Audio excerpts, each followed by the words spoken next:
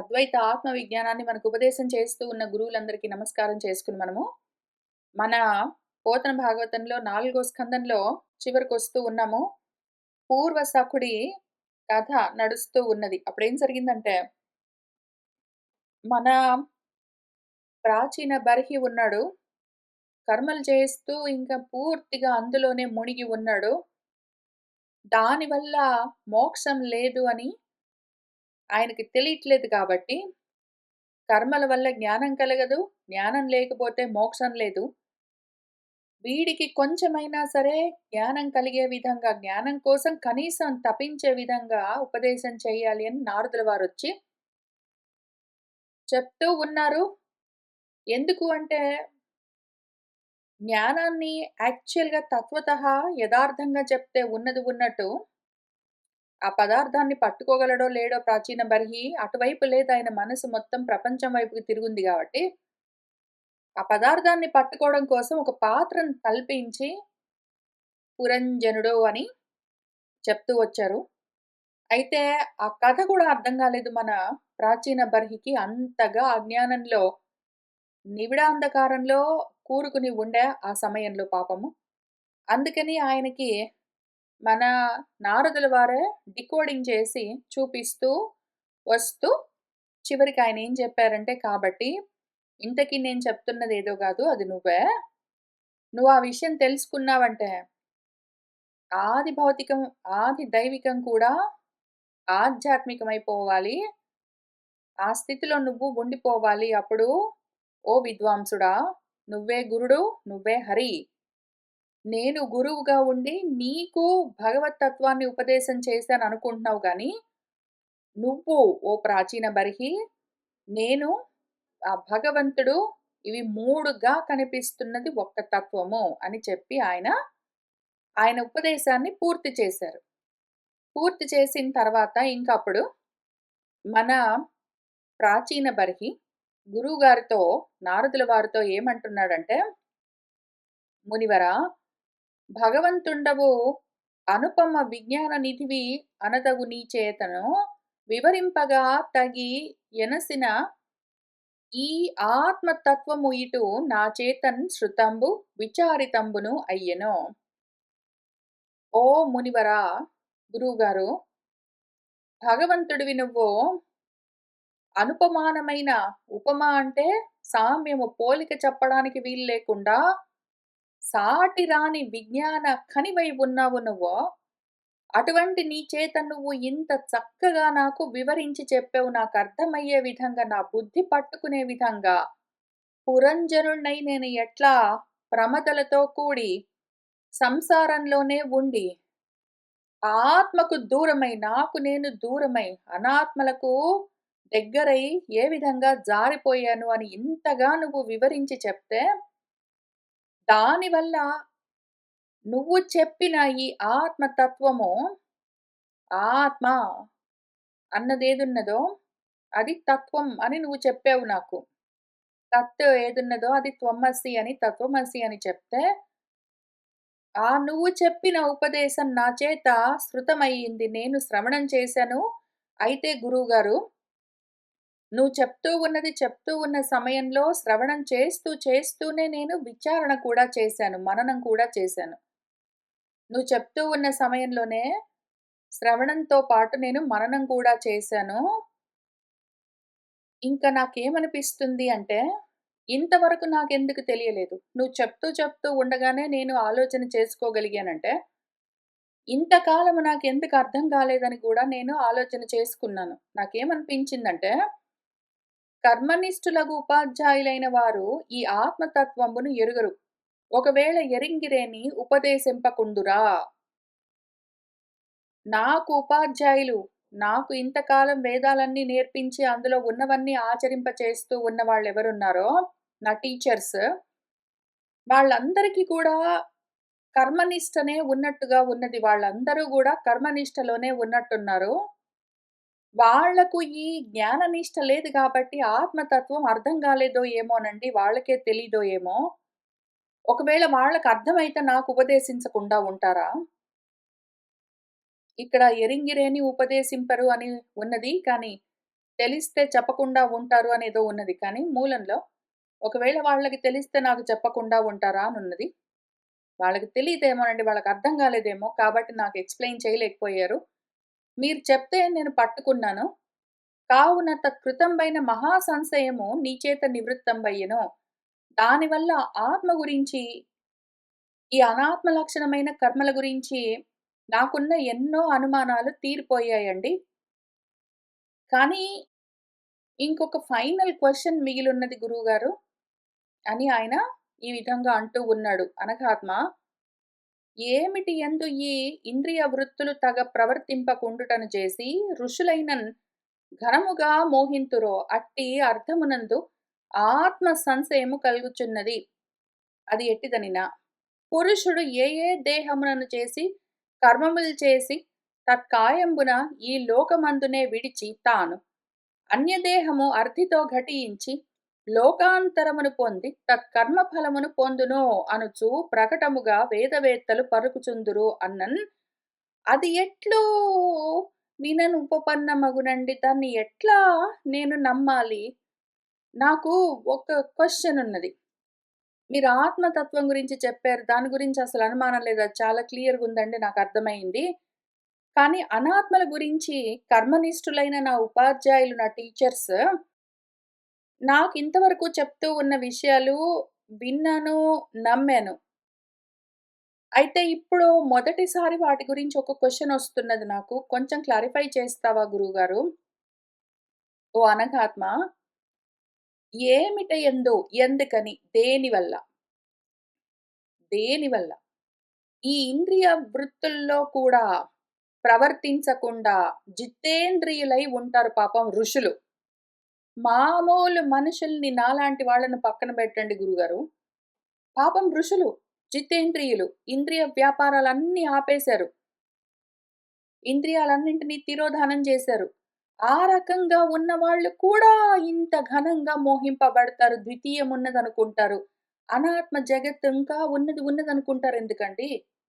మామూలు వాళ్ళు గాదు. ఋషులు గూడా ద్వైతాన్ని ఎందుకింకా నమ్ముతారండి? బాగా చదువుకున్న వాళ్ళు, వైరాగ్యం కలిగిన వాళ్ళు, ఇంద్రియ వ్యాపారాలు, ఇంద్రియ వృత్తులన్నీ ఆపేసిన వాళ్ళు. అయినా కూడా వాళ్ళకెందుకు అర్థం కాదండి? వాళ్ళు కూడా ఇట్లా మోహంలో ఎందుకుంటారు? ఈ అర్థంలో ఏ పరమార్థం ఉన్నదో, దాని గురించి వీళ్ళకి కూడా అర్థం కావట్లేదు. ఎందుకు పోనీ ఇప్పుడు నాకర్థం కావట్లేదంటే, సరే నేను అజ్ఞానిని, కర్మల్లో ఉన్నాను. మరి నా గురువులకెందుకు అర్థం కాలేదు ఇంతకాలం అంటే, ప్రాబబ్లీ వాళ్ళు కూడా కర్మల్లోనే ఉన్నారేమో సరే. అసలు ఋషులున్నారు కదండీ! వాళ్ళకి గూడా ఈ మోహం ఎందుకు? అని ఆత్మలో నా మనసులో ఈ సంశయం కలుగుతున్నదండి. ఏ కారణానికి ప్రతి వాళ్ళకి ఇంత మోహమండి. ఇంత మోహము. వాళ్ళని లేదు, వీళ్ళని లేదు. ప్రతి వాడికి ఎందుకింత మోహము? నా క్వెషన్ ఏంటంటే, సరే మోహం ఎందుకు కలుగుతుందని అడిగాను గదా! దీన్ని ఇంకా కొంచెం అడుగుతాను. అసలు నేను ఈ క్వెషన్ ఎందుకు అడుగుతున్నానని చెప్తాను విను. అదెట్టిదనినను. పురుషుడున్నాడనుకోండి.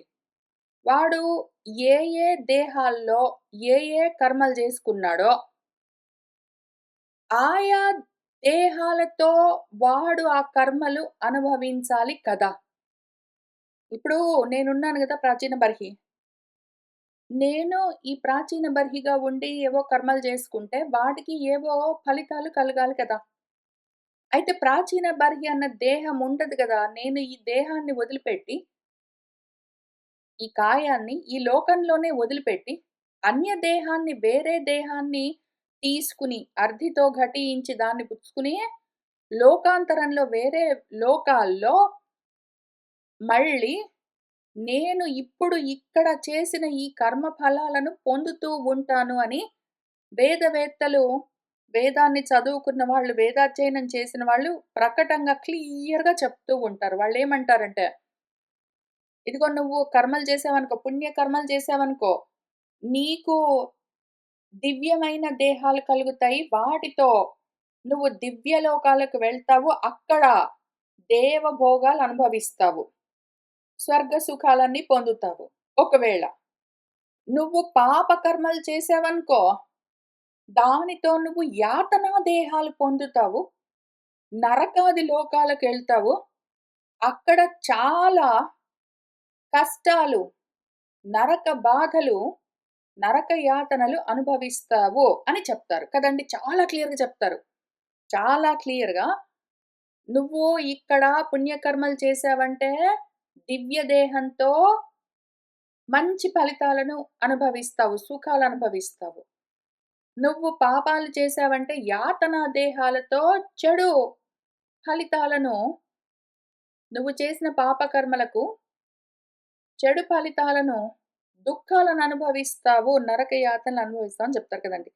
ఇప్పుడు నా క్వెషన్ ఏంటంటే గురుగారు, అది ఎట్లు ఉపపన్నమగును? అదెట్లా పనిచేస్తుందండి? దాన్నెట్లా అర్థం జేసుకోవాలి? అదెట్లా కుదురుతుంది? ఎందుకు అంటే, నేను ఈ దేహంతోటి కర్మలు చేసి, ఈ దేహాన్ని ఇక్కడ వదిలిపెట్టి పోయిన తర్వాత, ఈ దేహమే లేనప్పుడు దేనితోటండి నేను వాటి ఫలితాలను అనుభవించడము? వేరే దేహాలొస్తాయంటే, ఆ వేరే దేహాలతోటి వేరే కర్మలు చేసుకుంటాను కదా! ఇప్పుడు నేను ఈ దేహంతో ఉద్యోగం చేశానంటే నాకు జీతమొస్తే ఈ దేహంతో ఆ జీతం బెట్టుకొని ఏవో కొనుక్కొని సుఖాలనుభవిస్తాను కదా! అట్లాంటిది నేను ఈ దేహంలో ఏవో పుణ్యాలు చేస్తే వేరే దేహంతో దాని ఫలితం ఎట్లా అనుభవిస్తాను? ఈ దేహంతో పాపకర్మలు చేస్తే వేరే దేహంతో దాని వల్ల కలిగే దుఃఖాలనెట్లా అనుభవిస్తాను? ఈ దేహం లేదు గదండీ! ఈ దేహం లేదు గదా! వేరే దేహం తెచ్చుకుంటే ఆ దేహంతో చేసుకోవాలి గదా! అది నా క్వెషన్. ఈ క్వెషన్ నాకెప్పుడూ ఉండేది. నా గురువులు పాపం వేదవేత్తలు వాళ్ళు చెప్పారు ఈ విషయం. నేను నమ్మాను ఇన్నాళ్ళు. అయిండొచ్చులే అనుకున్నాను. కానీ ఇప్పుడు ఇంత చెప్పిన తర్వాత నాకేమనిపిస్తుందంటే, మరి ఈ దేహాన్ని ఇక్కడే వదిలిపెట్టి పోతే ఏ దేహంతోటి నేను వాటినే అనుభవిస్తున్నాను? దేహం మారిపోతే కర్మలవన్నీ మారిపోతాయి గదా! అదీనుంగాక ఆచరితంబైన కర్మంబు తత్క్షణంబే వినష్టంబగుటం జేసి దేహాంతరంబున లోకాంతరగామి అయిన ఫలంబు ఎట్లు అనుభవిస్తూ ఉంటాడు? వాడికి ఎట్లా సంభవిస్తాయి మనిషికి? వాడు ఈ కర్మల్ని ఇక్కడే ఇప్పుడు ఈ కర్మలు ఇక్కడ ఆచరిస్తూ ఉన్న సమయంలోనే ఆ కర్మ అయిపోయింది గదా! వాడు ఇక్కడ కర్మలు చేస్తూ ఉన్నాడు. చేస్తూ ఉన్న కర్మలు ఏదో కర్మలు పూర్తి చేశాడు. దానివల్ల మంచో, చెడో, సుఖమో, దుఃఖమో ఇక్కడ అనుభవించాడు. అయిపోయింది గదా! దానివల్ల కలిగే పాపమో, పుణ్యమో మళ్ళీ ఇంకా ఎక్కడి నుంచి అనుభవిస్తాడెందుకు? ఇప్పుడు నేను ఎవడినో ఒకడిని కొట్టాడనుకో, కొట్టడము తప్పు పని. నేను వాడిని కొడితే, వాడు మళ్ళీ నన్ను కొట్టిండొచ్చు, లేదా నన్ను తిట్టిండొచ్చు, లేదా మా అమ్మ నన్ను కొట్టిండొచ్చు, లేదా పోలీసులు నన్ను ఏమైనా జేసిండొచ్చు. అవన్నీ ఇక్కడే అనుభవించేసాను గదా! దానివల్ల దుఃఖము. నేను చేసిన తప్పు పనికి దానివల్ల దుఃఖము అయిపోయింది గదా! అయినా గూడా దాని పాపం మళ్ళీ నేను అనుభవించాలవన్నీ ఉన్నాయంటే, ఈడ అయిపోయింది గదండీ విషయం. ఆ కర్మ దాని సబ్జెక్ట్ మ్యాటర్ క్లోజ్ అయింది గదా! అసల ఆ బాడీనే లేనప్పుడు దేనితోటండి అనుభవించేది? వీడు మళ్ళీ ఈ దేహాన్ని వదిలిపెట్టి అంతరమో, లోకాంతరగామి మళ్ళీ వేరే లోకాలకు బోయి, అక్కడేంటో ఫలితాలను పుణ్యకర్మలకు పుణ్య ఫలితాలను, పాపకర్మలకు పాప ఫలితాలను అనుభవిస్తాడని జెప్తారు. అదెట్లా సంభవిస్తుంది? అది నా క్వెషన్. ఎట్లా అనుభవిస్తాను నేను? నేను ప్రాచీన బర్హిని ఇక్కడ కర్మలు చేస్తున్నాను గదా! అట్లాంటప్పుడు నేను ఇక్కడి నుంచి వెళ్ళిపోయిన తర్వాత, ఈ దేహమే లేనప్పుడు నేను దేనితోటి ఈ దేహంతోటున్నప్పుడు చేసిన కర్మలకు ఫలితాలను అనుభవిస్తాను. అది నాకు అనుమానమండి. మా గురువులు చెప్పలేకపోయారు. నిన్నందుకని అడుగుతున్నాను అని ఆయన చెప్పాడు. అనినన్ ప్రాచీన బర్హికి నారదుడు ఇంక ఈ క్వెషన్‌కి రకరకాల ఎగ్జాంపుల్స్ తోటి ఆయన జవాబు చెప్తాడు చూద్దాం. నరేంద్ర స్వప్నావస్థయందు లింగ శరీరాధిష్ఠాతయైన అపురుషుడు జాగ్రత్త దేహాభిమానంబు విడిచి తాదృశంబు గాని లేదా అతాదృశంబు గాని అయిన శరీరాంతరంబు నుండి మనంబునందు సంస్కార రూపంబున అహితంబైన కర్మంబును అనుభవించుచూ ఉండే చందంబున పురుషుడే లింగ శరీరంబునందు చేసి కర్మంబును ఆచరించు ఆ తర్వాత ఆ లింగ శరీరంబున లోకాంతరాలకు గూడా వెళ్ళి దేహ విభేదంబు నొందక తత్ఫలంబును అనుభవించును. తెలుస్తున్నదా? ఎగ్జాంపుల్ చూద్దాం మనం. ఎగ్జాంపుల్స్ నుంచి స్టార్ట్ చేద్దాం. ఒక ఎగ్జాంపుల్. నువ్వే ఉన్నావనుకో, నువ్వు నిద్రపోతున్నావనుకో, స్వప్నావస్థలోకెళ్ళావు. స్వప్నం కలగంటున్నావు. అక్కడ కూడా నువ్వుగానే కలగంటావు. ప్రాచీన బర్హి నువ్వు నిద్రపోతూ కలగంటూ ఉన్నప్పుడు ప్రాచీన బర్హిగానే ఆ కలగంటూ ఉంటావు. ఎట్లా? ఎట్లా అంటే ఈ జాగ్రత్త అవస్థలో ఉన్నప్పుడు నువ్వు ప్రాచీన బర్హివి గదా!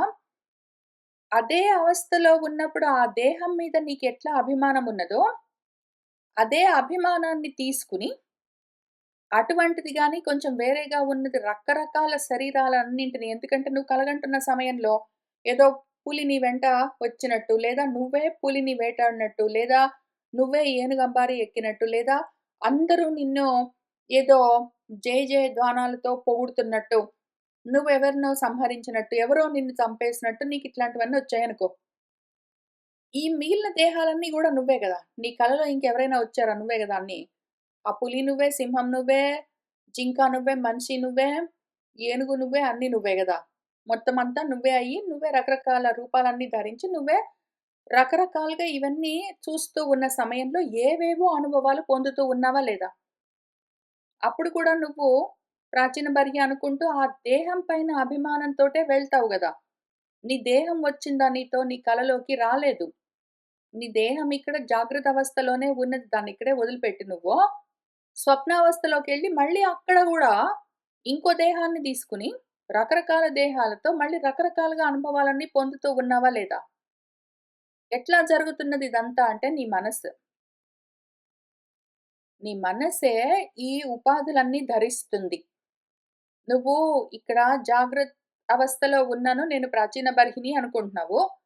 స్వప్నావస్థలో ఉన్నప్పుడు గూడా నేను ప్రాచీన బర్హిని అనుకుంటావు. ఇంకేంటో అనుకుంటావు. అయితే ఆ మనస్సులోనే ఈ సంస్కారాలన్నీ ఉంటాయి.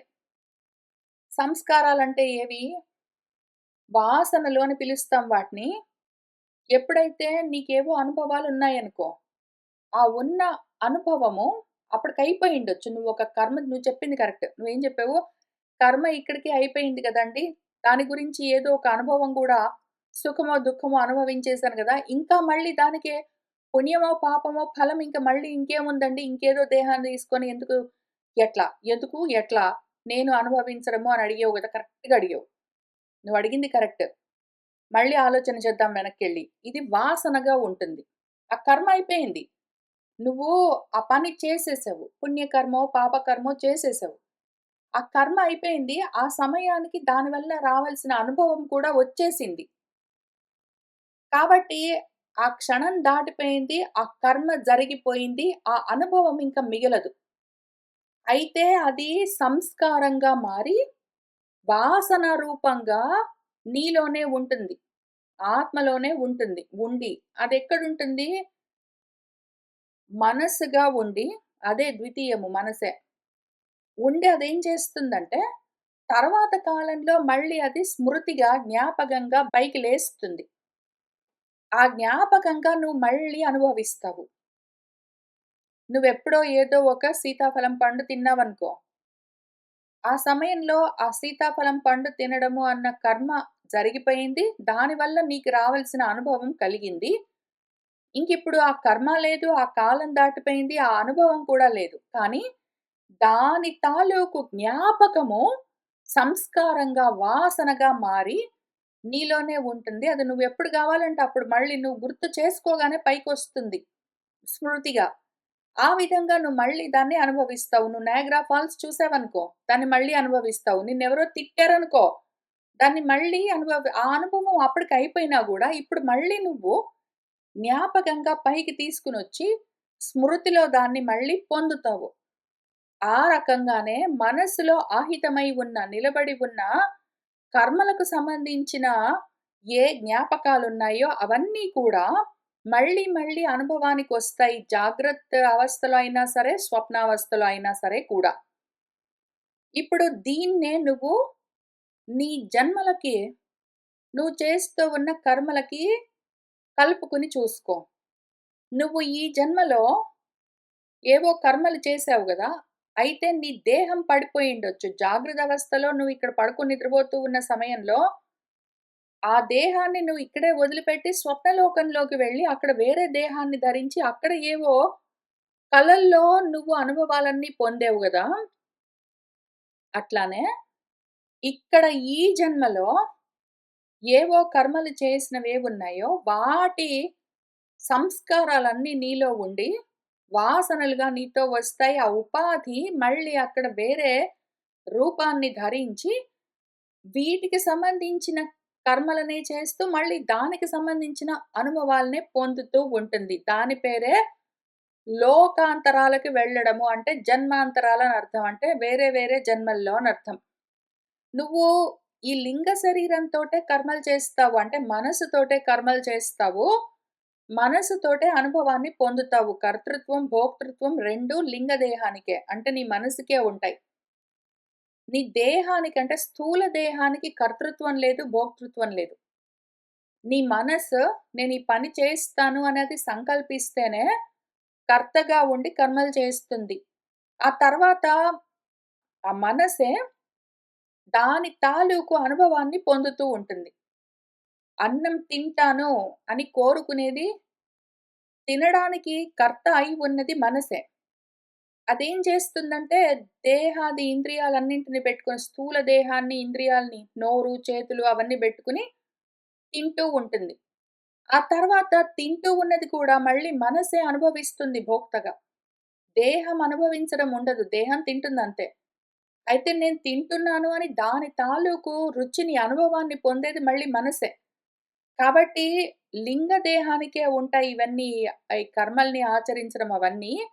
కాబట్టి ఆ లింగ దేహం మనస్సు వెళ్తూ ఉంటుంది. ఒక జన్మ నుంచి, ఒక జన్మ నుంచి, ఒక జన్మ నుంచి, ఒక జన్మకి మనసు ప్రయాణం చేస్తూ ఉంటుంది. ఆ లింగ శరీర భంగం కానంత వరకు గూడా ఆ దేహము భేదమవ్వదు. అదే దేహము. సూక్ష్మ దేహం అదే నడుస్తూ ఉంటుంది. నువ్వు స్థూల దేహం చూసుకొని ఇది నేననుకుంటున్నావు. స్థూల దేహం నువ్వు గాదు, సూక్ష్మ దేహం నువ్వు గాదు, ఇంకివేవి అనాత్మలు నువ్వు గాదు. అది వేరే విషయం. కానీ, కనీసం ఫస్ట్ స్టెప్ 1 స్థూల దేహం మాత్రమే నేను గదా! ప్రాచీన బర్హి ఇక్కడ దేహం వదిలిపెట్టి వెళ్ళిపోతే, అప్పుడు ఏ దేహం నాకొస్తుందంటే, వేరే దేహం కొత్తగా వచ్చేది లేదు. నీ మనసే ఉంది గదా! అదే ఇంకో రూపం ధరిస్తుందంతే. కాబట్టి ఆ విధంగా అదే దేహమై ఉండడం చేత, ఆ ఫలాన్ని మళ్ళీ అది ఇంకేదో రూపంలో అనుభవిస్తుంది. ఈ దేహం ఈ రూపం లేదనుకో, పోతే పోనీ అది ఇంకో రూపాన్ని ధరిస్తుంది. మళ్ళీ అటువంటి కర్మలే చేస్తూ అవే అనుభవాల్ని పొందుతూ ఉంటుందది. అదియునున్ గాక దాన ప్రతిగ్రహాదులయందు స్థూల దేహంబునకున్ కర్తృత్వంబు కలదంటివేని, అహంకార మమకార యుక్తుండైన పురుషుడు మనంబునం చేసి ఏ ఏ దేహంబు పరిగ్రహించునో ఆయా దేహంబున సిద్ధంబైన కర్మంబు ఆ పురుషుడు అనుభవించును. అంటే ఎవరికైనా ఇచ్చినా, ఏదైనా పుచ్చుకున్నా ఇవన్నీ స్థూల దేహంతోటే గదా! అన్నం తినడం అని ఉన్నదనుకో. మనసు అనుభవించడం అంటే సరే గాని, చేయితో తీసుకొని నోట్లో పెట్టుకుంటే కడుపులోకి వెళ్ళి అది జీర్ణమవుతుంది. ఇదంతా స్థూల దేహానికి సంబంధించిన విషయం గదా! కాబట్టి కర్తృత్వం దాందే గదా! అని నువ్వు అంటావేమో, కానీ కాదు. ఎదురుగా ఉంటే ఏదో మరబొమ్మలాగా కావాలంటే మనసు లేకుండా యాంత్రికంగా ప్లేట్‌లో ఉన్నదాన్ని నోట్లో పెట్టుకొని ఆటోమేటిక్‌గా నమిలి మింగొచ్చు. No problem. కానీ అనుభవం ఉండదు దానికి. అనుభవం ఒకవేళ మనసు కనెక్ట్ అయినప్పుడే. నీ మనసు అక్కడున్నప్పుడే నువ్వేం తింటున్నావో దాని గురించిన అనుభవము, ఆ అనుభవం ఉంది గాబట్టే తర్వాత దాని గురించిన జ్ఞాపకము ఉంటాయి. ఆ జ్ఞాపకం ఉన్నది గాబట్టే నువ్వు దాని తర్వాత ఎప్పుడైనా స్మరిస్తే నీకు మనసులో, స్మృతిలో గుర్తుకొస్తాయి. మనసక్కడ లేదనుకో, నువ్వేం తిన్నావో నీకు తెలియనప్పుడు అనుభవము లేదు, దాని గురించిన సంస్కారము ఉండదు. కాబట్టి జ్ఞాపకాలుండవు. అందుకని జ్ఞాపకం ఉండదు. మనసు వల్ల ఇదంతా జరుగుతుంది. నేను చేస్తున్నాను అని ఆ మనసే అహంకార రూపంగా ఉంటుంది. ఇది నాది అని మమకార రూపంగా ఉంటుంది. ఆ విధంగా ఉండి ఆ పురుషుడు ఆ మనసునే పెట్టుకుని, ఆ మనసుకి ఏ ఏ వాసనలు, సంస్కారాలున్నాయో దాన్ని బట్టి ఆ కోరికలు తీరడానికి మన పురంజనుడిలాగా ఏ దేహమైతే బాగుంటుందో అది చూసుకొని వాడు దాన్ని గ్రహిస్తూ ఉంటాడు. ఆ జన్మ పుచ్చుకుంటాడు. ఆయా దేహాలు పుచ్చుకున్న తర్వాత అక్కడ సిద్ధంగా ఉంటాయి వాడికి కర్మలు. వాడికి జగత్తు ఉంటుంది, ప్రమద ఉంటుంది, కర్మలు ఉంటాయి, అవన్నీ ఉంటాయి. ఇంక వాడు కూర్చొని అనుభవిస్తూ ఉంటాడు. అదే గదా నీకు చెప్పాను మొత్తం తెలుగులో కథ. సంస్కృతంలో జెప్పాను, తెలుగులో జెప్పాను. పురంజనుడున్నాడు. కోరికలున్నాయి. వాటిని రూపంగా తీర్చుకోవచ్చని చూసుకున్నాడు. అందుకని నవద్వారాలతో ఉన్న ఒక పురం అంటే ఒక దేహాన్ని చూసుకున్నాడు. ఇది బాగుంటుందనుకున్నాడు. అందులోకి ప్రవేశించాడు. అక్కడ ప్రమద ఉన్నది, జగత్తున్నది. ప్రమదతో పాటు ఇంద్రియాలవన్నీ ఉన్నాయని నేను చెప్పిందేంటి నీకు ఇదే గదా కథ. వాడి మనసులో ఏవైనా కోరికలున్నాయంటే ఏదో ఒక దేహాన్ని దానికి తగిన విధంగా ధరిస్తాడు. అక్కడ వాడికి కర్మలు సిద్ధం. దాంతో ఆ కర్మలు చేస్తూ వాడు అనుభవాలు పొందుతూ ఉంటాడు. కాబట్టి స్థూల దేహాలకుండవు. కర్మలు లేవు దానికి, అనుభవాలు లేవు. మనసుకుంటాయవి. ఆ మనస్సు ఉపాధి ఇక్కడ. ఆ మనస్సు నశించట్లేదు కదా! ఇప్పుడు వీడు స్థూల దేహంతోటి నువ్వు ప్రాచీన బర్హి. నువ్వు చచ్చిపోయావనుకో, నువ్వు చచ్చిపోతే గూడా నీ మనస్సు పోలేదు. అదుంది గాబట్టి ఉపాధి. మళ్ళీ ఆ మనసే వెళ్ళి, ఆ మనసులో ఏ సంస్కారాలు, కోరికలున్నాయో దానికి అనుగుణంగా ఇంకొక రూపాన్ని అదే ధరించి మళ్ళీ నీకిస్తుంది. మళ్ళీ నీకు అనుభవాల కోసం సిద్ధం. ఆ ద్వితీయమేదున్నదో మనస్సు, ఆ ఉపాధి అది ఉన్నంత వరకు నీ స్థితిలో నువ్వుండడము, అద్వితీయమైన స్థితిలో అద్వైతంలో ఉండడం కుదరదు. నువ్వు ద్వైతంలోనే ఉంటావు. అట్లు కాకున్నన్ కర్మంబు పునరుద్భవ కారణంబగుట ఉపపన్నంబు గాదు. అట్లా కాకపోతే నువ్వు చేసే కర్మల వల్ల మళ్ళీ జన్మలొస్తాయి అని చెప్పడం కుదరదు. నువ్వు చేసే కర్మలు ఆ దేహంతోటి అంటే స్థూల దేహానికే పరిమితమై ఉన్నాయి. స్థూల దేహం పోతే కర్మలు పోయాయి. ఇంక దానివల్ల ఫలితాలు లేవు అంటే నెక్స్ట్ జన్మలు కూడా రావు. సరే ఒకవేళ నెక్స్ట్ జన్మ అంటే పునర్జన్మలు మళ్ళీ నమ్మాలా? తర్వాత జన్మలు గ్యారంటీగా వస్తాయని ఎవరు ప్రూవ్ చేశారు? అని అడుగుతావేమో దానికి నేను కింద మళ్ళీ ఎక్స్‌ప్లనేషన్ చెప్తాను. కానీ ఈలోగా నీకొక కాంప్లికేషన్ ఉంటుంది. ఇట్లా ఆలోచించావంటే దాని గురించి చెప్తాను విను. ధర్మం నిలబడదు. పునర్జన్మ నమ్మకపోతే, మళ్ళీ జన్మలుంటాయి అని నమ్మకపోతే, ధర్మము పూర్తిగా జారిపోతుంది. ఎందుకు? నువ్వు ఈ జన్మలో చేస్తే ఏదైనా తప్పు, దొరికిపోయావంటే దానికి శిక్ష అనుభవించావు సరిపోయింది. లేదా దొరకలేదంటే శిక్ష గూడా లేకుండా నువ్వు ఉన్నావు అంటే అక్కడికయిపోలేదు. నువ్వు చేసిన తప్పు వల్ల నీకు శిక్ష కలిగినా, కలగకపోయినా చేసిన తప్పుకు తగిన ఫలము, పాప ఫలము నువ్వు తర్వాత జన్మల్లోనైనా సరే అనుభవించాలి అని ఒకవేళ నువ్వు అనుకోలేదనుకో, అటువంటి తర్వాత జన్మలు లేనే లేవు. ఈ జన్మలో నేను తప్పులు చేసినా సరే, దొరకకుండా ఉన్నాననుకో, నేను శిక్షలు అనుభవించలేదనుకో, ఈ జన్మలో సుఖాలు అనుభవించాననుకో, అక్కడికక్కడికి అయిపోతుంది. ఈ జన్మ ముగిసిందంటే ఇంక తర్వాత జన్మలు లేవు. మళ్ళీ నాకు ఏ ప్రాబ్లమ్స్ లేవు అని అనుకున్నప్పుడు అటువంటి వాళ్ళు తర్వాత జన్మ లేదంటే ఇంకా అకౌంటబిలిటీ లేదనుకోని, దానివల్ల వాళ్ళు అదే పనిగా అధర్మం చేసే అవకాశం కూడా ఉంటుంది. సరే దాన్ని పక్కన పెడదాం. ఈ జన్మలో చేసిన కర్మలకు ఫలితాలు అప్పుడే అనుభవిస్తారు. ఇంక తర్వాత ఏమీ లేదు అంటే మాత్రము, పునర్జన్మ అన్నది ఇంక నమ్మడానికి కుదరదు. పునర్జన్మ మొత్తం ఉపపన్నం కాకుండా, పనిచేయకుండా పోతుంది. కాబట్టి మన ప్రధానంబైన లింగ శరీరానికే కర్తృత్వంబు ఉపపన్నము అని మనం అనుకోవాలి. అందుకని స్థూల దేహం కాదు ప్రధానం అక్కడ. సూక్ష్మ దేహము, మనస్సు ప్రధానము. మన ఏవ మనుష్యానాం కారణం బంధమోక్షయోహో అని మనకు ఉపనిషత్తు చెప్పినట్టు మనసే ప్రధానము. ఆ ప్రధానాన్నే మళ్ళీ ప్రకృతి అంటారు. దాన్నే అవ్యక్తం అంటారు. దాన్నే మన పురంజనుడి కథలో ప్రమద అని చెప్పాను నేను. అది ప్రధానం. దాన్ని లింగదేహం అని గూడా పిలుస్తారు. దానికే ఈ కర్తృత్వాలు, దానికే మనసుంటేనే కర్మలు చేయాలన్న బుద్ధి పుడుతుంది. మనసుంటేనే అనుభవం కలుగుతుంది. జ్ఞాపకాలన్నీ ఆత్మలో అట్లా నిలబడి ఉంటాయి. తెలుస్తున్నదా? క్షితిని ఉభయేంద్రియ కర్మస్థితులు అనుభవము అందబడిన చిత్తము పగిదిన్ ధృతిన్ చిత్తవృత్తులను లక్షితమగు తత్ పూర్వదేహ కృత కర్మంబల్. ఈ భూమి మీద ఉభయ ఇంద్రియాలతో జ్ఞానేంద్రియాలు, కర్మేంద్రియాలు అని 10 ఇంద్రియాలతో అంటే ప్రమదతో పాటొచ్చిన స్నేహితులని చెప్పాను చూడు వాళ్ళు. దాంతో కర్మలు చేస్తూ ఉంటే, దానివల్ల అనుభవాలు కలుగుతూ ఉంటాయి. ఈ రకంగా కలిగిన అనుభవాలన్నీ మనస్సులో ఉంటాయి. ఇవన్నీ చిత్తవృత్తులుగా ఉండి, వాడి పూర్వజన్మ ఎటువంటిది అని కూడా మనం కనిపెట్టడానికి అవకాశం ఉంటుంది. ఇప్పుడు వాడు ఈ జన్మలో ఇట్లా ఉన్నాడంటే, పోయిన జన్మలో ఏం జేశాడో అని మనము అనుమాన ప్రమాణంతో కనిపెట్టడానికి అవకాశం ఉంటుంది. ఈ జన్మలో ఇట్లా ఉన్నాము అంటే, నెక్స్ట్ జన్మలో ఎట్లా ఉంటాం? ఈ జన్మలో ఎంతసేపు డబ్బుల గురించి ఆలోచన చేస్తూ ఉన్నాము. ఎంతసేపు పక్కన వాడిని హింసిస్తూ ఉన్నాము. ఇటువంటివన్నీ చేస్తూ ఉన్నామంటే, నెక్స్ట్ జన్మలో మళ్ళీ అట్లానే క్రౌర్యంతో కూడిన తమోగుణపూరితమైన జన్మలే కలుగుతాయని తెలుస్తూనే ఉన్నది గదా!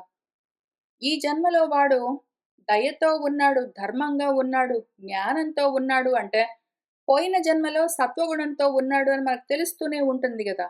పూర్వదేహకృత కర్మములు పూర్వజన్మలో వాడు ఎటువంటి కర్మలు చేశాడో, కాబట్టి ఈ జన్మలో ఇటువంటి మానసిక ప్రవృత్తులతోటి ఉన్నాడు అని మనము కనిపెడుతూనే ఉంటాం ఒక పక్కన. నీకిదే విషయం ఇంకొక రకంగా చెప్తాను పట్టు. అది ఎట్లనినన్ ఈ దేహంబునం జేసి ఏ రూపంబున, ఏ ప్రకారంబున, ఎప్పుడు, ఎచ్చట అగునో, అది అననుభూతము, అదృష్టము, అశ్రుతమునై ఉండును. అట్టిది ఒకానొక కాలంబున వాసనాశ్రయుండైన పురుషునకు తత్ అనుభవాదియుక్తంబగు పూర్వదేహంబున అనుభూతము, దృష్టము, శృతము అని విశ్వసింపుము. ఇప్పుడు ఈ జన్మలో నువ్వు ఏదో ఒక విషయాన్ని అనుభవించావో, చూసావో, విన్నావో అట్లాంటిదేదైనా ఉన్నదనుకో. దాన్ని అనుసరించి, దానితో కూడి నీకు తర్వాత దేహంలో మళ్ళీ అటువంటి అనుభవాలు, అటువంటి జ్ఞాపకాలు, అటువంటివి వినడము, చూడడము జరుగుతూ ఉంటాయి. ఈ జన్మలో నువ్వు ఇదిగో ఈ భాగవతాలన్నీ చదువుతూ ఉన్నావు. జ్ఞానం గురించి విచారణ చేస్తున్నావు. ఆత్మ గురించి విచారణ చేస్తూ ఉన్నావు. దాని గురించే వింటూ ఉన్నావు, చదువుతూ ఉన్నావు, ఆలోచన చేస్తున్నావంటే పోయిన జన్మలో కూడా నువ్వు ఇట్లనే చేసి ఉండాలి. దానికి అనుగుణంగానే అటువంటి అనుభవాలకి సంబంధించినవే మళ్ళీ జ్ఞాపకాలుగా ఇక్కడ ఉండి, అవే మళ్ళీ కర్మలుగా మారి ఈ దేహంతో కూడా చేయిస్తూ ఉంటాయి అని విశ్వసింపుము, నమ్ము. నమ్ము అంతే, ఇదంతా నమ్మకమే. దానికి ప్రమాణమేమి అంటే, ప్రమాణాలు చూడ్డం కష్టం. వాటిని ఎగ్జాంపుల్స్ నిజంగా ప్రపంచంలో ఉన్న వాటితో కలిపి చూపించడం కష్టం. వీటిని విచారణతోటే నీలోనే నువ్వు ఆత్మ విచారణతో తెలుసుకోవలసే ఉంటుంది.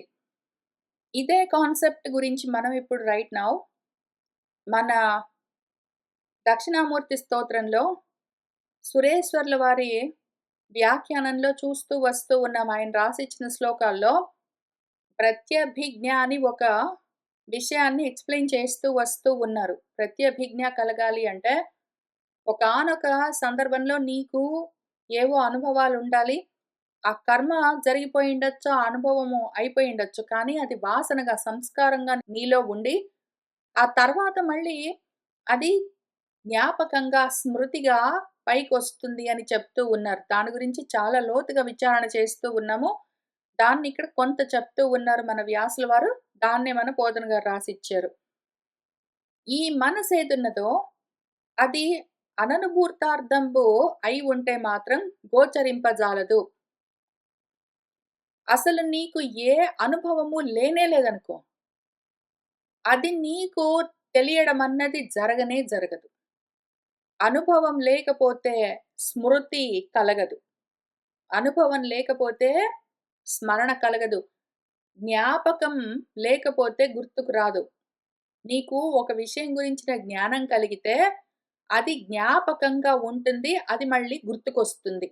నీకొక విషయం గుర్తుకొచ్చింది. ఒక విషయాన్ని నువ్వు చూసావు, విన్నావు, అనుభవించావు అంటే, ఇంతకు ముందు నీలో ఆ జ్ఞాపకము, అనుభవము ఆల్రెడీ ఉన్నది అని అర్థం.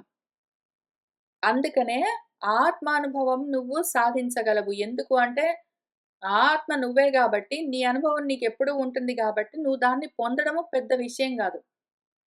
అవి పక్కన బెడితే గూడా అనాత్మ విషయాలైనా సరే, నువ్వు ఏవి వింటున్నావో, చూస్తున్నావో, అర్థం చేసుకుంటున్నావో, చదువుకుంటున్నావో, తెలుసుకుంటున్నావో, అనుభవిస్తున్నావో ప్రతివి కూడా ఇంతకు ముందు నువ్వు చేసే ఉన్నావు గాబట్టే, ఇప్పుడు మళ్ళీ నీకవన్నీ అనుభవాలుగా వస్తూ ఉన్నాయి. కొత్తగా ఏదీ రాదు.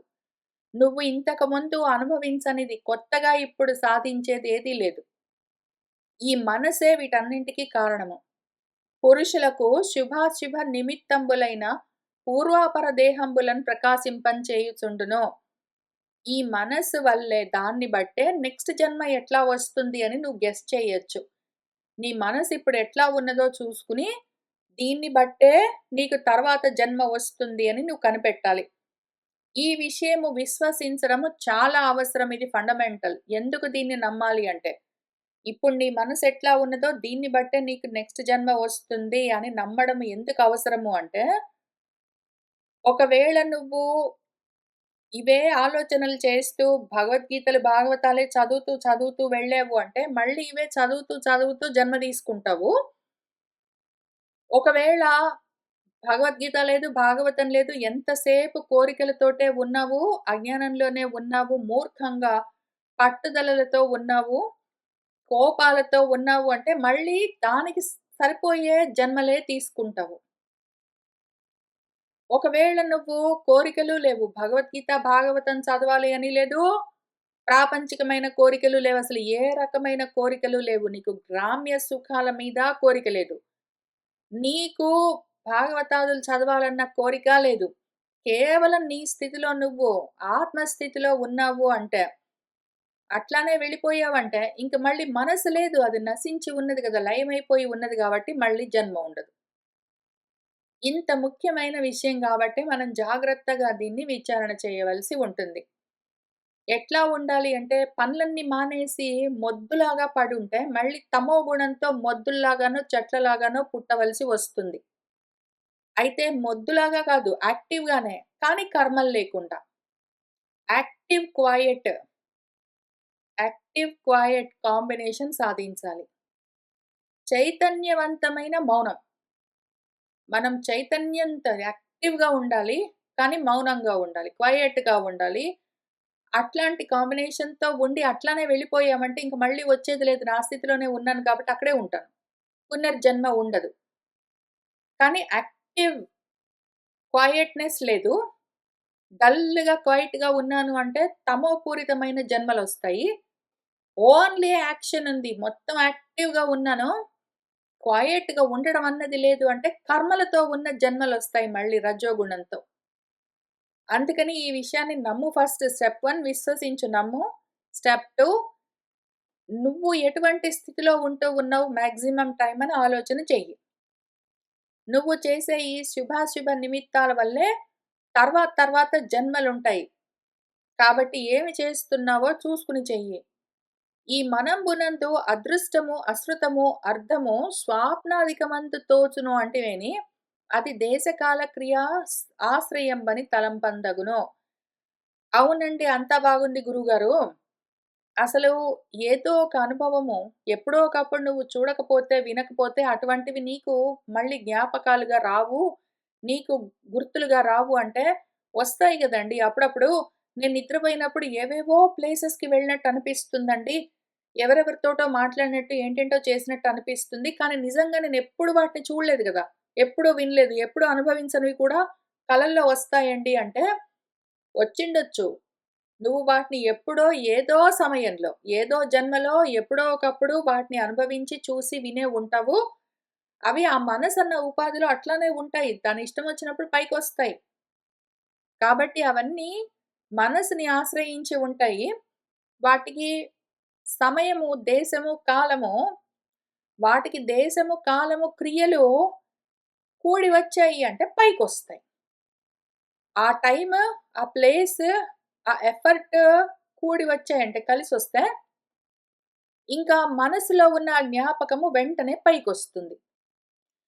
ఎప్పుడైతే దేశము లేదు, కాలము లేదు, క్రియ లేదు అన్నీ మాయమైపోయాయో, అప్పుడు ఆత్మ మాత్రం పైకొస్తుంది. అది విషయం. నీకు ఏదో జ్ఞాపకమొచ్చింది అంటే ఎప్పుడో ఒకప్పుడు దాని గురించిన ఎరుక ఉండే ఉంటుంది. జాగ్రత్త అవస్థలో నువ్వు చూస్తున్నవి, వింటున్నవి, అనుభవిస్తున్నవైనా సరే, స్వప్నావస్థలో చూస్తూ, వింటూ, అనుభవిస్తున్నవి ఏవైనా సరే, ఎప్పుడో ఒకప్పుడు నీకు అనుభవంలో ఉండే ఉండాలి. అవన్నీ నీలో జ్ఞాపకాలుగా నిలబడి ఉండాలి. అవన్నీ ఇప్పుడు నీకు గుర్తుకొస్తూ ఉంటాయి. జాగ్రత్త అయినా అంతే, స్వప్నమైనా అంతే. కానీ ఎప్పుడైనా సరే దేశకాల క్రియలన్నీ లయమైపోయి ఉన్నాయి అంటే మాత్రం ఆత్మ ఒక్కటే ఉంటుంది గాబట్టి, అప్పుడు ఇంక జ్ఞాపకాలన్నీ అనాత్మ జ్ఞాపకాలేవి ఉండవు. నీ పాటికి నువ్వుంటావు. అప్పుడింక జన్మలు లేవు. ఈ సమస్త విషయంబులు క్రమానురోధంబున మనంబునం చేసి భోగ్యంబులగును. ఈ సమస్త విషయాలేవున్నాయో, నేను 'నయాగరా ఫాల్స్' చూడ్డానికెళ్ళాను. నేను వంకాయ కూర తిన్నాను. నేను వాడితో మాట్లాడాను. భాగవతం చదువుకున్నాను. పొద్దున మనసు బాలేదు. మధ్యాహ్నం చాలా బాగుండా. ఇట్లాంటివి ఏ విషయమైనా సరే, ఏ విషయమైనా సరే టీవీలో చూస్తూ ఉన్నవి ఏంటో డిస్కవరీ ఛానెల్‌లో నువ్వు విచిత్రమైన కొత్త రకం చేపని చూసావనుకో ఫర్ ద ఫస్ట్ టైమ్. ఈ జన్మకి ఈ దేహంతో ఇప్పుడు నువ్వు దాన్ని ఫస్ట్ టైమ్ చూసాను. ఇంతకు ముందు నేను చూడలేదు. అపూర్వం అని నువ్వు అనుకున్నా గూడా, ఎప్పుడో ఒకప్పుడు నీ మనసులో అది నీ మనసంటే ఉపాధి. నీ లింగదేహము సూక్ష్మ రూపము ఏదున్నదో మనస్సు, అందులో ఏదో ఒక జన్మలో ఎప్పుడో ఒకప్పుడు ఆ రూపము ఉండే ఉంటుంది. కాబట్టి ఇప్పుడు టీవీలోనైనా సరే కనిపిస్తుంది. నువ్వు న్యూస్ పేపర్‌లో విన్నాను, టీవీలో చూసాను, బుక్‌లో చదివాను, మనసులో ఊహించానంటే ఇవెక్కడైనా సరే ఎప్పుడో ఒకసారి ఏదో ఒక జన్మలో ఆ అనుభవము ఉండి తీరాలి. ఆ జ్ఞాపకము ఉండి తీరాలి. లేకపోతే నువ్వు టీవీలో గూడా చూడలేవు, నువ్వు బుక్‌లో గూడా చదవలేవు, మనసులో ఊహించలేవు. కుదరదు. ఏ విషయమైనా సరే సమస్త విషయాలు ఇంతకు ముందు నేను చూడలేదు. ఇప్పుడు ఫస్ట్ టైమ్ చూస్తున్నానని నీకనిపించొచ్చు ఈ రూపంలో, ఈ జన్మలో. కానీ నీకవి ఆల్రెడీ ఉన్నాయి కాబట్టే నీకు పైకొచ్చి తెలుస్తున్నాయి. క్రమానురోధం, అనురోధం అంటే కోరిక. క్రమంగా నీకు కోరికను బట్టి నీ మనసులో ఏవేవి ఉన్నాయో దానికి అనుగుణమైన భోగ్యాలు ప్రమదల్లాగా ఈ జగత్తంతా బయలుదేరొస్తుంది. నువ్వు డిస్కవరీ ఛానెల్ జూడు, నువ్వు హిస్టరీ ఛానెల్ జూడు, నువ్వు ఏమైనా జూడు. నువ్వెక్కడ ఏది చూసినా, ఏ న్యూస్ చూసినా, ఏమి చేసినా అవన్నీ నీలో నుంచే వస్తాయి. నీలోనే నీ మనసులో ఎప్పుడో, ఎక్కడో జ్ఞాపకంగా ఉండి ఉంటాయి. అవిప్పుడు ఈ రూపంగా పైకొస్తాయి. వేరే అవకాశం దానికి లేనే లేదు అని చెప్తూ మరియును సుమహిత శుద్ధ సత్వగుణ శోభితము సరసీరుహోదరోత్తమ గుణచింతనా పరము ధన్యమునైన మనంబునందు గురమణ సుధాంశునందు ఉపరాగమునన్ దివితోచు రాహు చందమునను గోచరంబగును ఉదారతన్ ఈ అఖిల ప్రపంచము. నువ్వు ఇంక గుణాలన్నీ పక్కన పెట్టి శుద్ధ సత్వంలో ఉండిపోయావనుకో, శుద్ధ సత్వం గూడా గుణమే అనుకో. కానీ కనీసం రజో, తమో గుణాలు వాసన మాత్రంగా గూడా లేకుండా కంప్లీట్‌గా సత్వము శుద్ధంగా దాని పాటికి ఉన్నదనుకో, నీ చిత్తం నిజంగా శుద్ధం అయి ఉన్నదనుకో, ఆ రకంగా ఉన్నప్పుడు అందులో ఎందుకంటే అది చిత్తము. చిత్తం వాసుదేవం గాబట్టి సరసీరుహోదరుడు కనిపిస్తాడక్కడ. ఆ చిత్తము వాసుదేవంగా తెలుస్తూ ఉంటుంది. ఇంకా అప్పుడు అదే గుణాలు దాన్నే చింతనము, ఆలోచన చేయడము, అదే పరత్వంతో ఉంటాయి. అటువంటి ధన్యమైన ఆత్మధనాన్ని పొందేందుకు అర్హతతో కూడి ఉన్న మనసేదున్నదో అప్పుడు, ఓ భూరమణ ఓ రాజా, సుధాంశునందు ఈ జగత్తు, ఈ అఖిల ప్రపంచం నీకెట్లా కనిపిస్తుందో తెలుసా? సుధాంశుడు చంద్రుడున్నాడనుకో, ఏదో ఉపరాగం ఉన్నది. గ్రహణం పట్టిందనుకో, చంద్రగ్రహణం ఉన్నదనుకో. చంద్రగ్రహణం రోజు ఆకాశంలో అదిగో చంద్రుణ్ణి రాహువు గ్రసిస్తున్నాడు అనుకుంటావు. ఎంతవరకు? అజ్ఞానంలో ఉన్నంత వరకు నువ్వు భూమి మీద నిలబడి తలెత్తి పైన ఆకాశంలో చంద్రుడిని చూస్తున్నంత వరకు ఆ రోజు చంద్రగ్రహణము.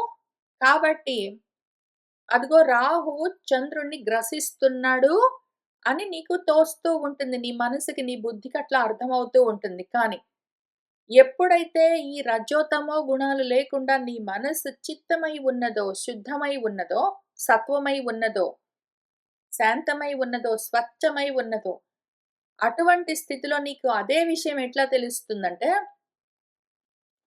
చంద్రుడి పాటికుంటాడు. చంద్రుడికి గ్రహణం పట్టడం అన్నది లేదు. రాహువు లాంటిదొచ్చి చంద్రుడిని పట్టడము, రాహువు లాంటిదొచ్చి సూర్యుడిని పట్టడము, సూర్యగ్రహణం, చంద్రగ్రహణం. సూర్యుడిని పట్టేదేంటి? చంద్రుడిని పట్టేదేంటి? అవి వాటి పాటికి అవి ఉంటాయి. అయితే గ్రహణం వచ్చినట్టుగా, ఏదో వేరే గ్రహం దాన్ని మింగేసినట్టుగా అనిపించడం అంతా మిథ్యాభూతము. అట్లానే ఈ ప్రపంచమంతా గూడా మిథ్యా అని తెలుస్తూ ఉంటుంది. అటువంటి స్థితిలో ఉన్నవాడికి. అట్లా లేని వాడికి ఏవేవో విషయాలన్నీ నిజంగా ఉన్నట్టుగా కనిపిస్తూ ఉంటాయి. ఎందుకంటే వాడి మనసుకి ఆ ఇంట్రెస్ట్ ఉంది గాబట్టి, మనసులో ఆ కోరికలు, అనురోధాలున్నాయి గాబట్టి, ఆ భోగ్యాలు అదిగో సూర్యుడున్నాడు, ఏదో రాహువు పడుతూ ఉంటే గ్రహణం నేను జూసాను, ఫోటోలు తీశాను, వీడియోలు తీశాను. అదిగో యూట్యూబ్‌లో బెట్టుకున్నాను, అందరూ లైక్స్ చేశారు అని ఇవన్నీ ఆ భోగ్యాలన్నీ, అనుభవాలన్నీ ఎందుకొస్తాయి?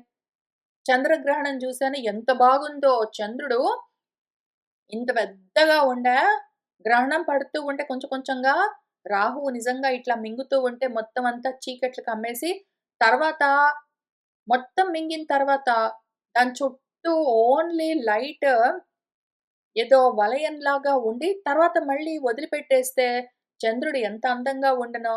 ఇట్లాంటి అనుభవాలన్నీ ఎందుకొచ్చాయి? నీ మనసులో ఆ కోరికలున్నాయి. వాటి తాలూకు జ్ఞాపకాలు ఉన్నాయి.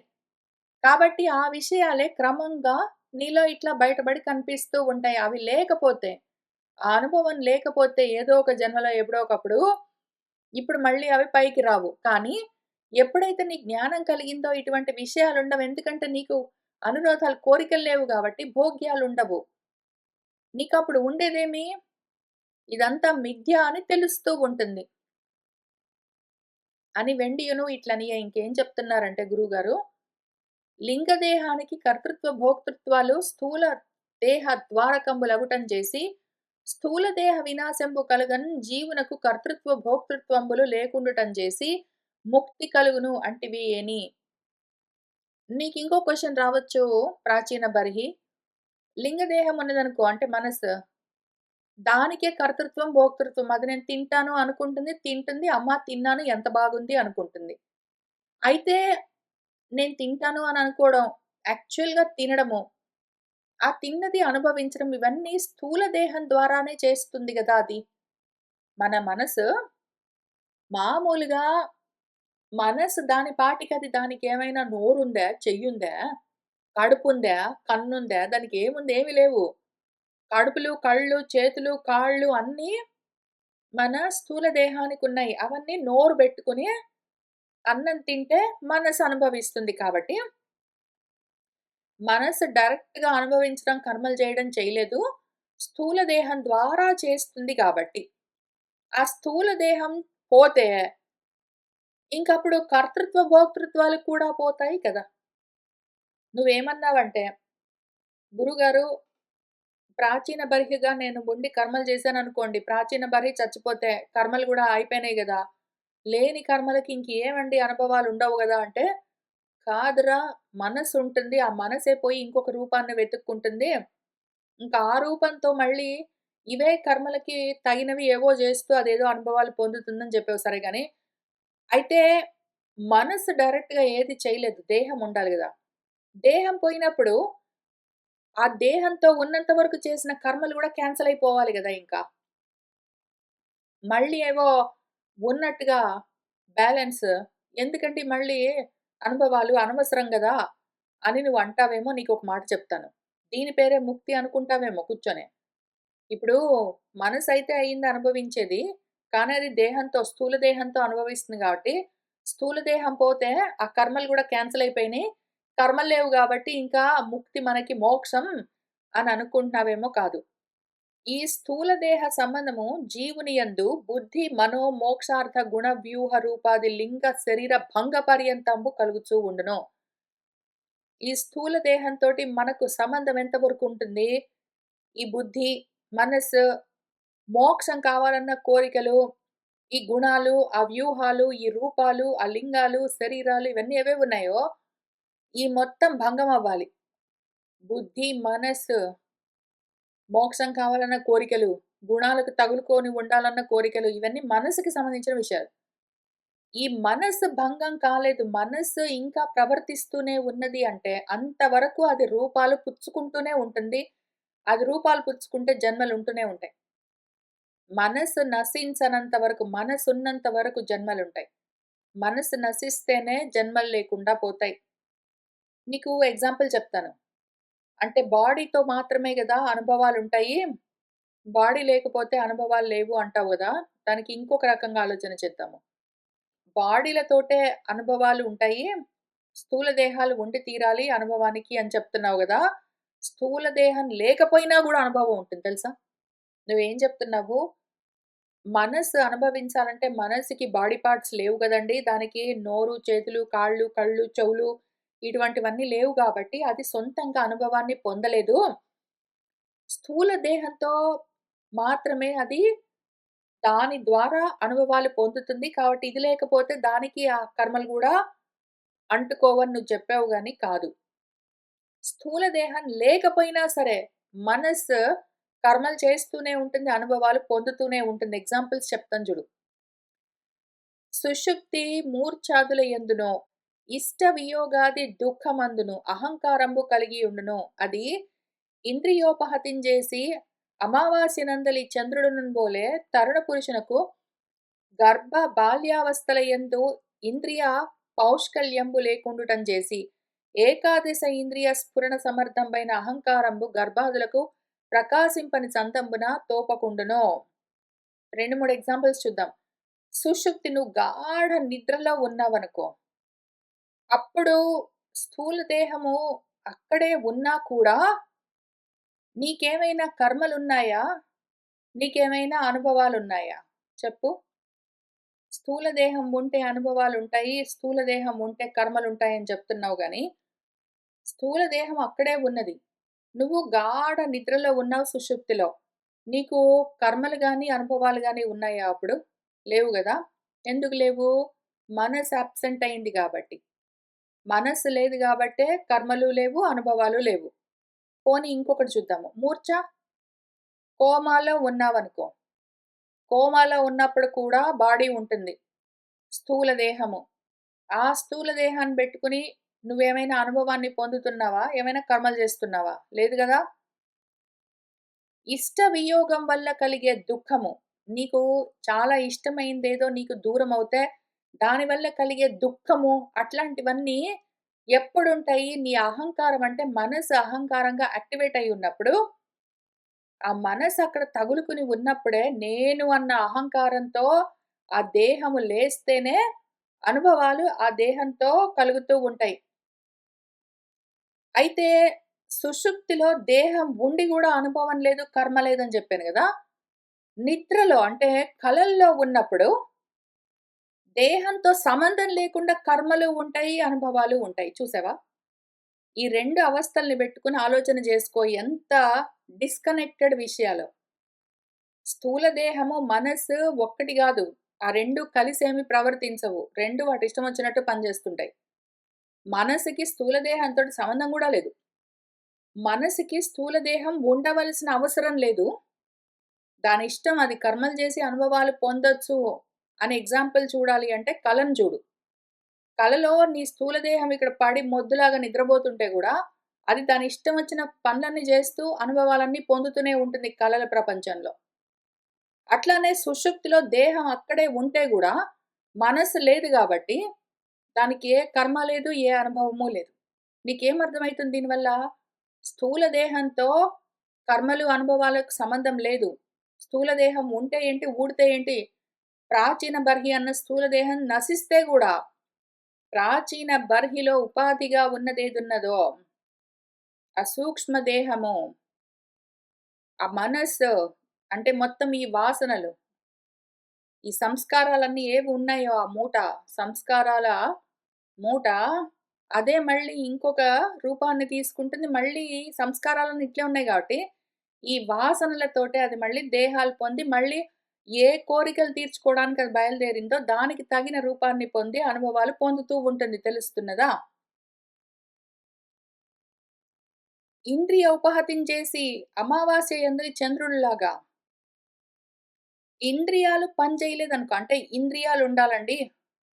నువ్వు సుషుప్తి లేపోతే మూర్ఛ అంటే కోమా అన్నావు గానీ, ఇంద్రియాలు పనిచేస్తున్నాయనుకోండి, ఇంద్రియాలు పనిచేస్తూ ఉంటే అప్పుడు దాంతో అనుభవాలు పొందొచ్చండి, కర్మలు చెయ్యొచ్చు అంటావా? అయితే ఇంకొక మాట చెప్తాను. ఏదో పిల్లవాడు గర్భంలో ఉన్నాడనుకో, వాడికి ఏమి కర్మలున్నాయి, ఏమి అనుభవాలున్నాయి? పోనీ వాడు బాల్యావస్థలో ఉన్నాడనుకో 1, 2 ఇయర్స్, 1, 2 ఇయర్స్ వరకు గూడా వాడికి ఏమి కర్మలున్నాయి, వాడికి ఏమి అనుభవాలుంటాయి, ఏమి జ్ఞాపకాలున్నాయి చెప్పు? ఉండవు. ఎందుకు? అమావాస్యలోని చంద్రుడిలాగా మనసు ఇంకా వికసించలేదు కాబట్టి. మనస్సు పూర్ణ చంద్రుడిలాగా పూర్తిగా వికసించిందంటే వాడు తరుణ వయసులోకొస్తాడు. వాడప్పుడు ఏదో ప్రీ టీన్, టీన్‌లోకొస్తాడు. ఆ టైంలో వాడికి అన్ని జ్ఞాపకాలుంటాయి. అప్పుడు కూడా అంతంత మాత్రం యవ్వనంలో ఉన్నప్పుడు చాలా జ్ఞాపకాలుంటాయి. వాడు కడుపులో ఉన్నప్పుడు మొత్తం బాడీ పార్ట్స్ ఉన్నాయి గదా! వాళ్ళ అమ్మ వాడిని ప్రసవించే కన్నా ముందు, డెలివరీ కన్నా ముందు అన్ని బాడీ పార్ట్స్ ఉండి గూడా, వాడికేమి కర్మలుండవు, వాడికి అనుభవాలుండవు, కాబట్టి జ్ఞాపకాలుండవు. వాడు కడుపులో ఉండి ఏం జేశాడు అవన్నీ. పుట్టిన తర్వాత కొన్నాళ్ళ వరకు వాడేం జేశాడు, ఏమి అని వాడికి జ్ఞాపకాలుండవు. వాళ్ళు వీళ్ళు చెప్పాల్సిందే, ఫోటోలు చూపించాల్సిందే గానీ, వాడెక్కడికెళ్ళాడు, ఏమి జేశాడని వాడికి తెలీదు. ఎందుకు? వాడి మనసప్పుడు ఇంకా తయారవ్వలేదు. అవుతూ ఉన్న మనసు పూర్తిగా తయారవ్వలేదు. ఎప్పుడైతే మనసు పూర్తిగా తయారయిందో, అప్పుడు ఇంక అన్ని వాసనలు పెట్టుకుంటూ ఉంటుంది. రకరకాల జ్ఞాపకాలు అందులోంచి బయటికొస్తూ ఉంటాయి. నువ్వు ఇవన్నీ పెట్టుకొని నీకు ఎగ్జాంపుల్స్ నీకే తెలుసు కదా! నీ గురించే నువ్వు ఆలోచన జేసుకో.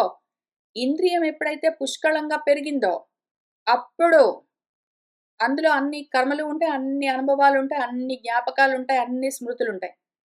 పుష్కలంగా ఇంద్రియాలంటే మనస్సు పెరగలేదనుకో, ఏకాదశ ఇంద్రియాలు మొత్తం అన్నీ పెరిగితే, మనసుతో పాటు తగులుకున్న ఇంద్రియాలన్నీ ఉంటే, అప్పుడు అహంకారంతో ఉండి, వాళ్ళు నేనిది చేస్తున్నాను, ఇది అనుభవాన్ని పొందాను అని వాడు ఆలోచన చేసుకోవచ్చు.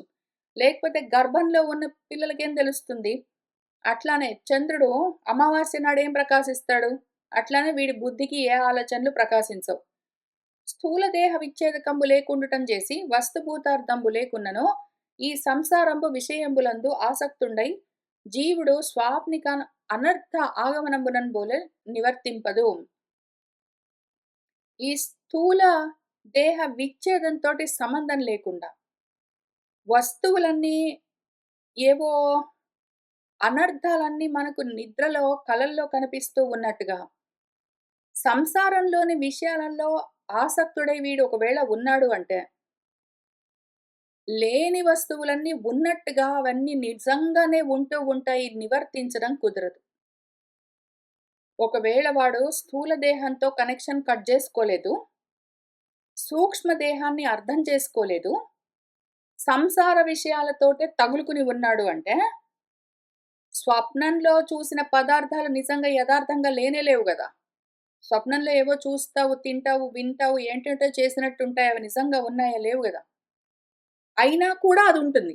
నిజంగా అవన్నీ లేకపోయినా గూడా కల అట్లనే నడుస్తూనే ఉన్నట్టే, నిజంగా ఈ జాగ్రత్తలో గూడా ఏవీ లేకపోయినా గూడా, ఇవన్నీ గూడా అనాత్మలు, అనర్థాలు, మిథ్యాభూతాలైనా గూడా ఉన్నట్టుగానే ప్రవర్తిస్తూ ఉంటాయి. నువ్వు ఈ జాగ్రత్త అన్న కలలో నుంచి, ఈ జన్మలో నుంచి నువ్వు బయటపడలేవు. ఈ జన్మకి నువ్వు బయటపడలేవు. ఈ జన్మకి నువ్వు బయటపడలేవు. ఈ సంసారం నిన్ను వదిలిపెట్టదు. అది నివర్తించదు. అది వెనక్కు తిరగనే తిరగదు. ఎందుకు అంటే నీ మనసు ప్రవర్తిస్తూ ఉన్నంత వరకు జగత్తు నివర్తించదు. నీ మనసు ప్రవర్తిస్తూ ఉన్నంత వరకు జగత్తు ప్రవర్తిస్తూ ఉంటుంది. ఉంటూనే ఉంటుంది జన్మ. నీ మనసెప్పుడైతే నివృత్తి పొందిందో, నీ మనసెప్పుడు లయమైపోయిందో, మనసు లేకపోతే ఏమైంది? ప్రపంచం, జగత్తుండదు. ఈ తీరున పంచతన్మాత్రకంబు, త్రిగుణాత్మకము, షోడశ వికారాత్మకము, విస్తృతంబు అయిన ఈ లింగ శరీరము అధిష్ఠించి చేతనాయుక్తుడైన జీవుడు ఉంటాడు అని చెప్తారు.